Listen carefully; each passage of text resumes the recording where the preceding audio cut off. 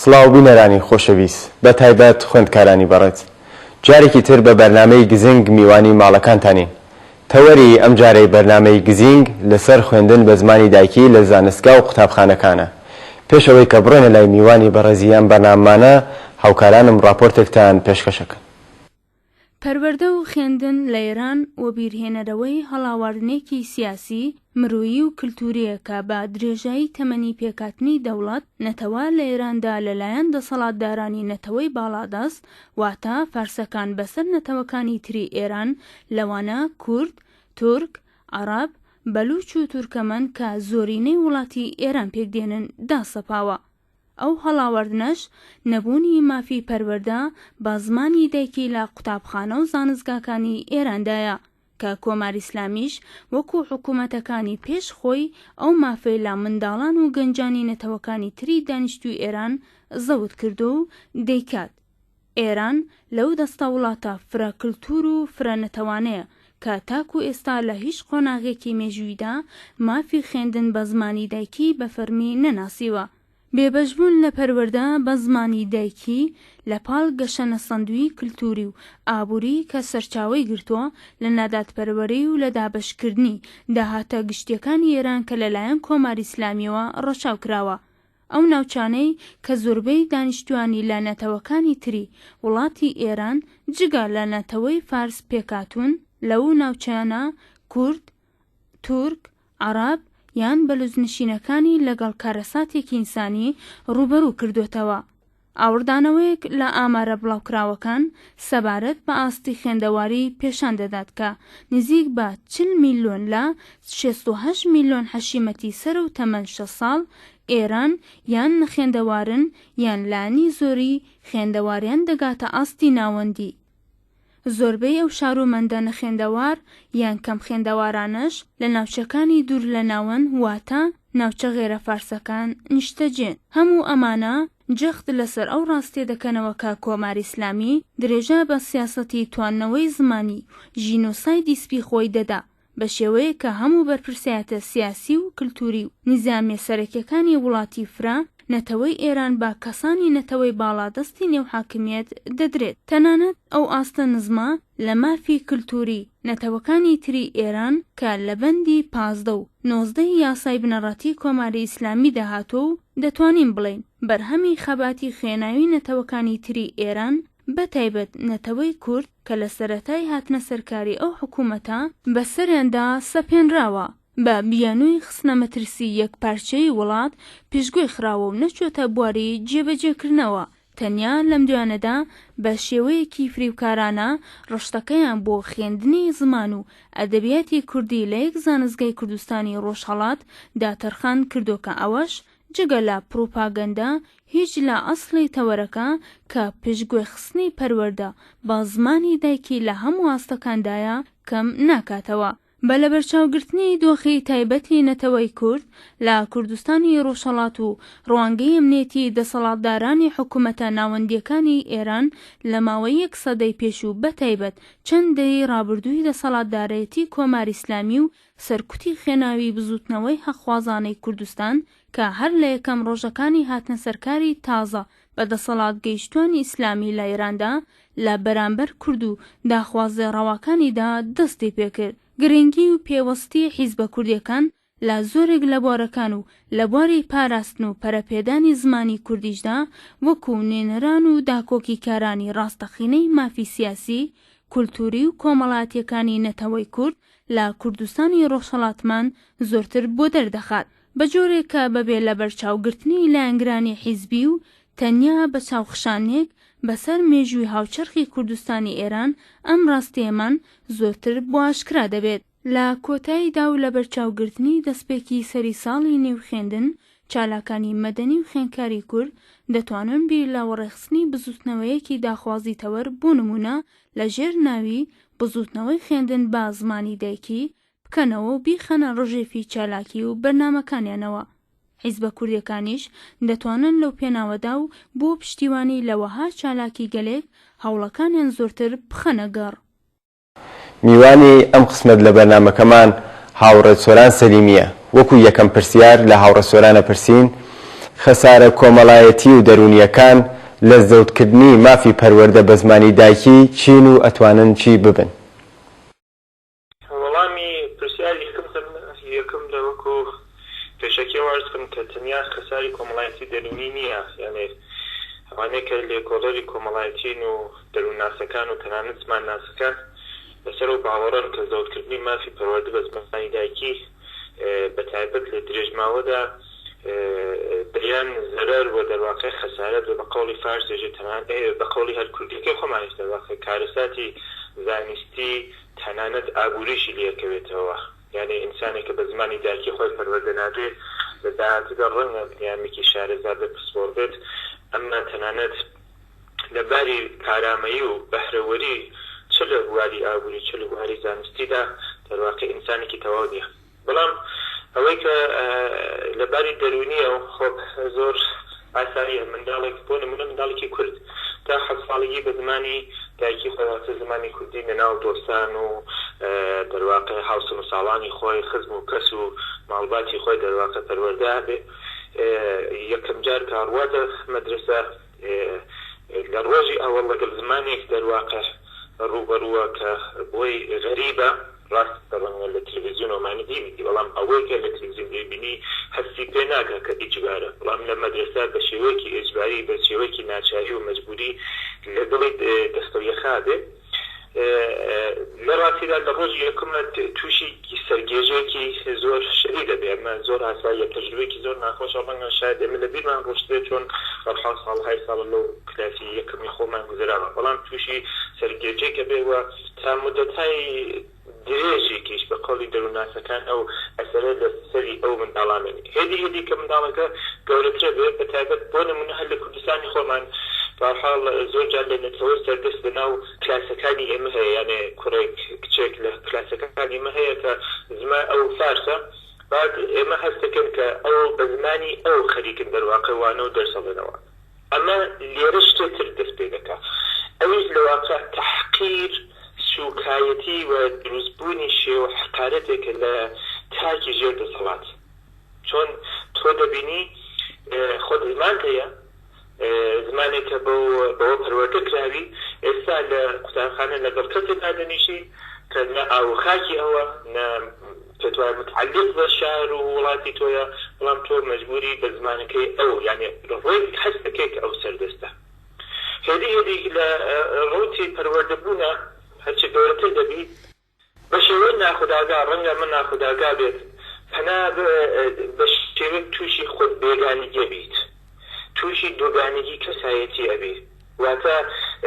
پەنابێ بۆ فەرهەنگی داگیرکەر، بۆ ئەوەی کە جوگانی و حقارەتە بێتەوە، بۆ ئەوەی کە دەواقع دڵچی بەدەستی ئەو حقارەتە کە دەواقع داگیرکە بەسەر تۆ سەلماندویە، تووشی جۆرێک زاهردەمایی بە قەوڵی فارسەبی، یعنی فقط ڕواڵەتێک ئەنوێنیت لە حاڵێکە لە دەروونە و شتێکی، بەڵام لە زاهر شتێکیان تووشی دووڕووی کەبی، خۆت بە کەمەزانیت ڕێک لەبەر ئەو حقارەتە کە لە کلاسی یەکەم و ابتدایی بەسەر تۆ سەلماندویانە. ئینسانێکە بێ خۆت کەمبین، خۆت بە کەمزان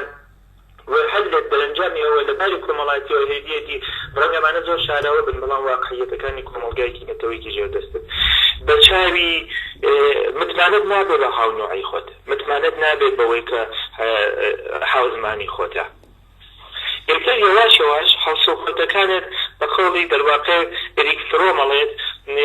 لەگەڵ تەبع و سروشتی ڕاستەقینەی یەکدانە مرۆڤ ناخوێنێ، یعنی تۆ بەرەو مەنفعەتگەرایی ڕۆی دقیقاً بۆ ئەوەی کە جوگانی ئەو تاقیوە قارەتگەرە بکەیت لە کلاس یەکەمە دەستیان پێ کردووە، و ئێتر سروشتی دەرواقع یا فەلسەفەی جوان و ڕازاوەی هەبوون بە قەوڵی فرۆم جێگەی خۆی دەتا بە فەرهەنگی دەرواقع داشتن، یعنی ئەوەی کە ئەڕی بەرەو شوێنێک کە فقط منفعەتگەراییەکە، یعنی گەرەکە فقط بەدەست بێنی نگای بێنی خۆت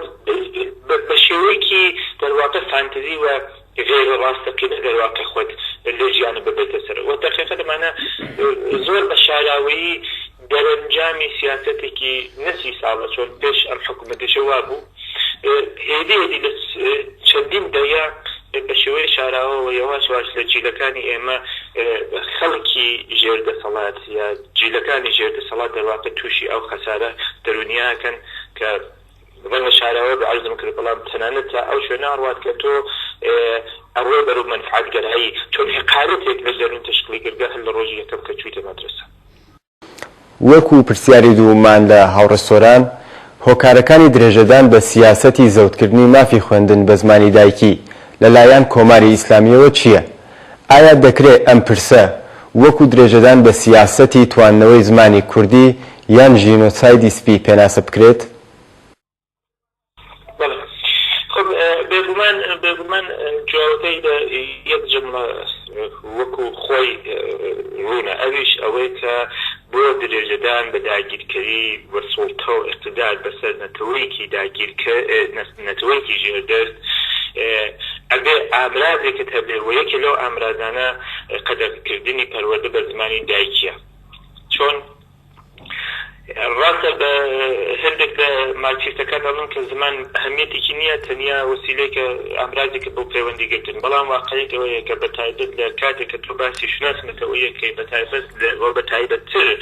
لە نەتەوە ژێردەستەکانە زمان تەنیا